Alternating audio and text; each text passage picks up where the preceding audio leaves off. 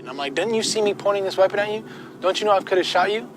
And the man looks at me, and he's speaking broken English. His English is very broken. He looks at me with a smile on his face, and he points his finger to the sky like this, and he says, I only fear Allah. Allah, Allah, Allah, Allah. Growing up, I grew up in a black household, we used to go to church every Sunday, Southern Missionary Baptist Church, the church where, they got a hoot and holler for God and singing kinds of songs and people speaking in tongues. It was always a good time at church. We'd be there all day on a Sunday, but it was a good time.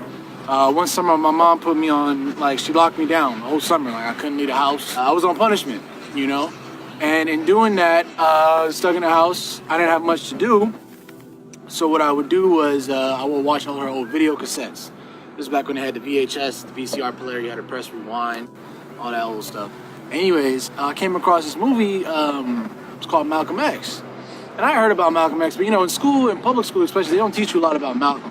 You hear a lot about Martin Luther King, all these other people, the more pacifist, activists and things like this. But I never really learned much about Malcolm X.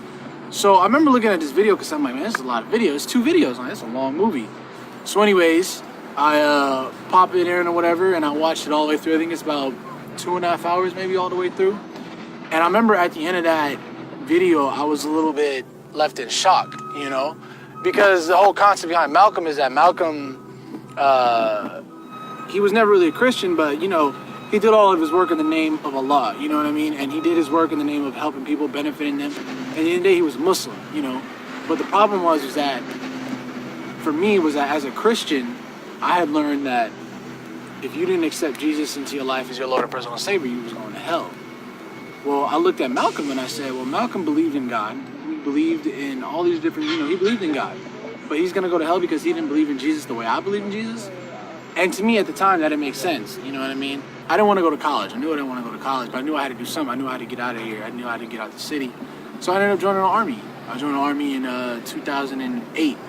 Yeah, about 2 weeks after I graduated, I was in the Army. 2 weeks after I graduated from high school, I was in the Army.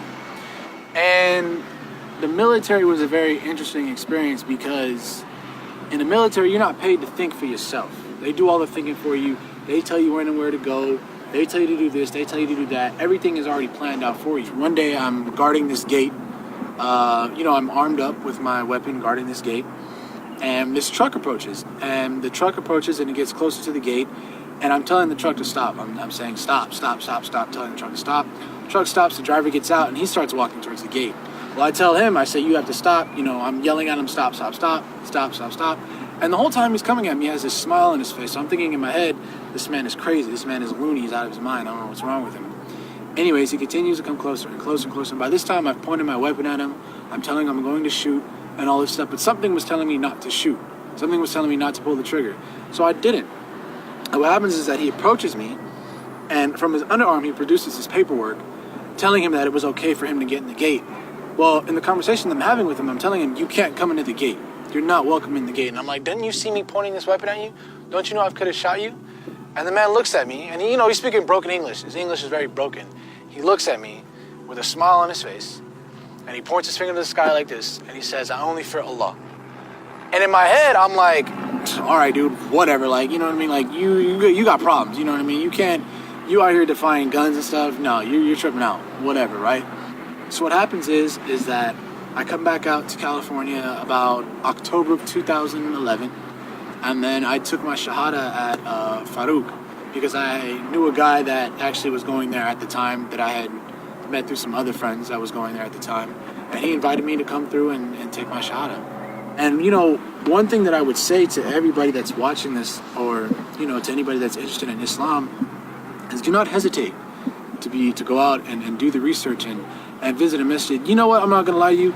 Yes, it may be a little strange at first. Obviously, it's going to be strange. You're doing something new. You're looking into something that might potentially change your life. And it's a bit overwhelming at first.